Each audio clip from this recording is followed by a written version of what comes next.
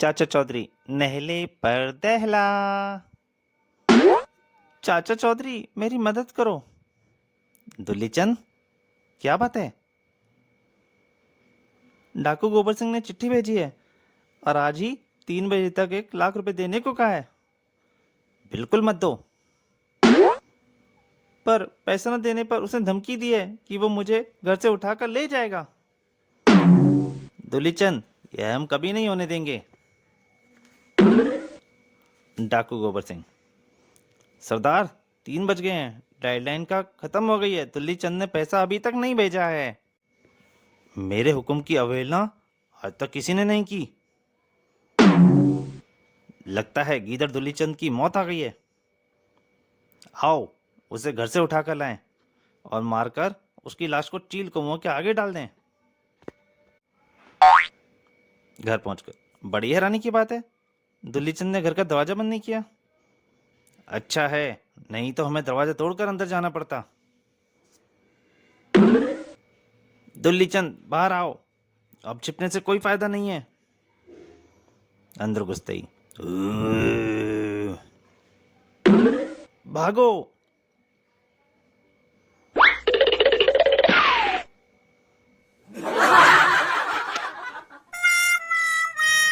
नाव और ट्यूब। साबू, तुम तरबूज खाओ, तब तक मैं अपनी नाव में बैठकर समुद्र की सैर कराऊं। और लोटर, यह ट्यूब क्यों फुला रहा है? दरअसल मुझे एक नाव की जरूरत है जिससे मैं मछलियां पकड़ सकूं, लेकिन मेरे पास इतने पैसे नहीं हैं कि नाव खरीद सकूं। इसलिए मैं किसी को बेवकूफ बनाकर उसकी नाव से यह ट्यूब बदल लूंगा। वाह, चाचा चौधरी नाव में, चलो इसी के साथ सौदा किया जाए। चाचा चौधरी, तुम्हारी किस्मत खुल गई। मैं अपनी इस ऐतिहासिक रबड़ की ट्यूब का सौदा नाव से करने के जा रहा था कि तुम मिल गए। बोलो, नाव के बदले में यह ट्यूब ले लो, लोगे? इस ट्यूब में ऐसी क्या खास बात है कि अपनी कीमती नाव देकर तुम्हारी ये घिसी पिटी हुई पुरानी सी ट्यूब ले लूं? यह कोई मामूली ट्यूब नहीं है। इस ट्यूब में कोलंबस ने समुद्र पार किया था और अमेरिका की खोज की थी। अच्छा, तब तो मुझे यह सौदा मंजूर है। यह लो, संभालो ट्यूब। तुम कितने खुशकिस्मत हो। जैसे ही चाचा चौधरी ट्यूब में बैठ के चलता है, चौधरी, लोग कहते हैं कि तुम्हारा दिमाग कंप्यूटर से भी तेज चलता है, पर आज तो तुम बुद्धू बन गए हो। कोलंबस का इस ट्यूब से कोई मतलब नहीं है। मैंने ये आज ही कबाड़ी बाजार से 10 पैसे में खरीदी थी। चाचा जी सुनते हैं, लोटन, मुझे पता है कि कोलंबस ने अमेरिका की खोज फटीचर ट्यूब पर बैठकर नहीं की थी, बल्कि जहाज यात्रा से की थी। रहा सवाल बेवकूफ़ बनने का, तो थोड़ी देर में ही तुम्हें पता चल जाएगा कि बेवकूफ़ कौन बन गया है। और 1 मिनट बाद, ओह, नाव में छेद, पानी भर रहा है, बचाओ।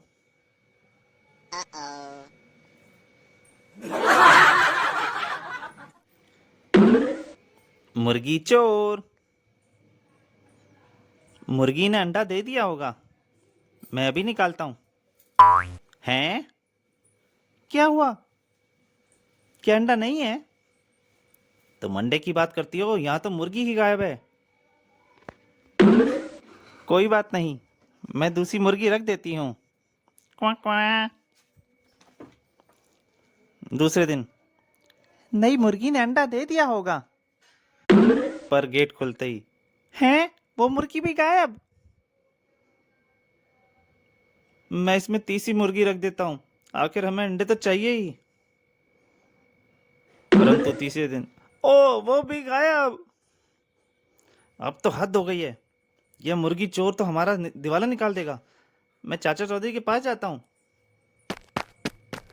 और, चाचा जी हमारी मदद कीजिए।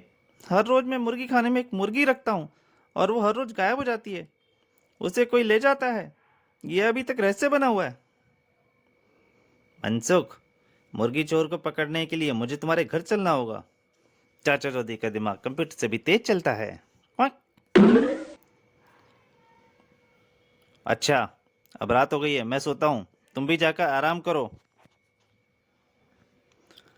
लेकिन अगर आज हमारी चौथी मुर्गी भी गायब होगी तो? बेफिक्र रहो, वो चोरी नहीं हो पाएगी। और रात को, आहा, रात हो गई है। अब सब लोग गहरी नींद सो गए हैं। मुर्गी चुराने का यही मौका है। और चोर पिंजरे का दरवाजा खोलता है, परंतु ओ, सब आवाज सुन के बाहर निकल आते हैं। आहा, वो रहा मुर्गी चोर। बचाओ बचाओ। मगर चाचा जी, आपने चौथी मुर्गी कहाँ रखी है? यहाँ, इस टोकरी के नीचे।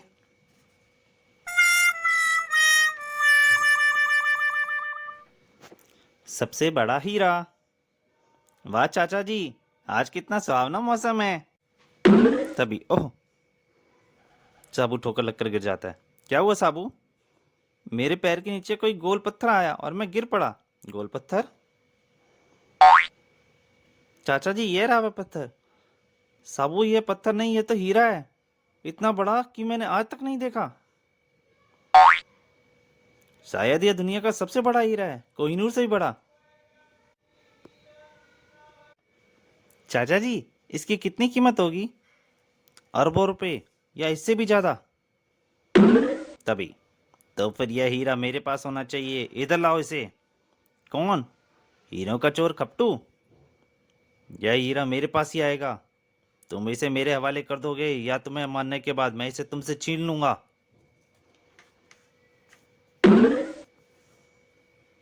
छछुंदर, तेरी ये मजाल, मैं तुझे अभी सबक सिखाता हूँ। नहीं साबू, खून खराबे से क्या फायदा। कपूर को हीरा दे दो, लेकिन इसे आसमान में उछाल कर देना, ताकि आसमान में इसकी चमक और दिखाई दे। कैसी चमक आती है इसकी। साबू हीरे को उछाल देता है। लो खपटू। पिस्तौल के आगे बड़ों बड़ों के तोते उड़ जाते हैं, परंतु वो हीरा सीधा खपटू के सर पे पड़ता है। तड़ाक। ओह, और पिस्तौल उसके हाथ से छूट जाती है। अब बड़ा तीस मार खा बनता था, लेकिन वो हीरा पता नहीं कहाँ मिट्टी में खो गया। अच्छा है साबू, वो हीरा जिसके पास जाएगा उसकी जान को खतरा ही रहेगा। चंपत की बिल्ली। साबू फुटबॉल खेल रहा है। किक, उठो। ओह, किक कुछ जोर से लग गई है। फुटबॉल शहर से बाहर चली गई, जाकर लाऊं। और साबू चला जाता है इधर चाचा चौधरी के पास। हेलो श्रीमान, मैं आ रहा हूँ। अरे दूध तो पीते आओ, मेज पर रख दो भगवान, मैं लौटकर पी लूंगा। चाचा जी, आप कहाँ जा रहे हैं? चंपत, राष्ट्रपति ने सलाह के लिए, मशवरे के लिए बुलाया है। धनपत, राष्ट्रपति चाचा चौधरी को सलाह मशवरे के लिए क्यों बुलाता है? क्योंकि चाचा चौधरी का दिमाग कंप्यूटर से भी तेज चलता है। राष्ट्रपति उसकी सहायता से देश विदेश की कई समस्याओं को हल करते हैं। इधर चाची इंतजार करते करते सोच में पड़ जाती हैं। ओह, 11 बज गए। मुझे पड़ोस में एक पार्टी में जाना है। दूध मेज पर रख दिया है, वे आकर पी लेंगे। धनपत, चाची भी जा रही है, लेकिन उसने दरवाजा बंद नहीं किया। चंपत, चाचा चौधरी के घर पर कभी ताला नहीं लगता, समझे? यह तो बड़ी अच्छी बात है। पुसी, चाचा चौधरी अपना दूध का गिलास मेज पर रखने के कह गए थे। जाओ, अब घर में कोई भी नहीं है, और लपर लपर करके सारा दूध पी जाओ। परंतु, अरे तुम वापस क्यों लौट आई? चलो, पूछी ना सही, मैं ही अंदर जाकर मलाई वाला दूध पीता हूँ। बचाओ बचाओ। रॉकेट, वापस आ जाओ, मैं आ गई हूँ। कैदी नंबर 320। सपनपुर की जेल में कैदी नंबर 320। मैंने लोहे की सलाखें काट दी हैं, अब जेल की खिड़की से बाहर निकला जा सकता है। और फिर वह जेल की ऊंची चारदीवारी फांद गया। थोड़ी देर बाद जब जेल का गार्ड आया तो गार्ड करवाकर जेलर के पास पहुंचा। सर, कैदी नंबर 330 जेल से 320 जेल से भाग गया। वह नामी ठग है, उसे पकड़ना जरूरी है। शहर में चारों तरफ नाकेबंदी कर दो, एक भी आदमी शहर से बाहर ना जाने पाए। उस कैदी का पकड़ाना जरूरी है। पुलिस चौकी। हमने शहर का कोना कोना छान मारा, कैदी नंबर 320 कहीं नहीं मिला। चाचा जी, शहर के जेलर साहब घबराए हुए डराते दिखाई दे रहे हैं। चाचा जी, आज मिनिस्टर साहब जेल का निरीक्षण करने आ रहे हैं और जेल का सबसे नामी कैदी भाग गया है। अगर वह पकड़ा नहीं गया तो मेरी नौकरी गई समझो। शहर में तलाश करो। शहर की सीमाओं को बंद कर दिया ताकि कोई बाहर ना जा सके। शहर से एक एक घर की तलाशी लेकर देख लिया, लेकिन वह नहीं मिला। क्या उसे जमीन निकल गई? साबू, जाओ और शहर के तालाब से मछली पकड़ कर लाओ। मगर चाचा जी, उस तालाब में तो एक भी मछली नहीं है। साबू, तुम्हें जैसा कहा है वैसा करो। ठीक है, जाता हूँ। ओह, लगता है कोई मछली फंस गई। तुम? हाँ, कैदी नंबर 320 पुलिस को चकमा देने के लिए मैं ऑक्सीजन और मास्क लेकर तालाब में छिप गया था। पर चाचा जी, आपको कैसे पता चला कि भागा हुआ कैदी तालाब में मिलेगा? तुमने सारा शहर तलाश कर लिया, एक जगह जो तुम्हारी नजर से चूक गई, वह था शहर का तालाब।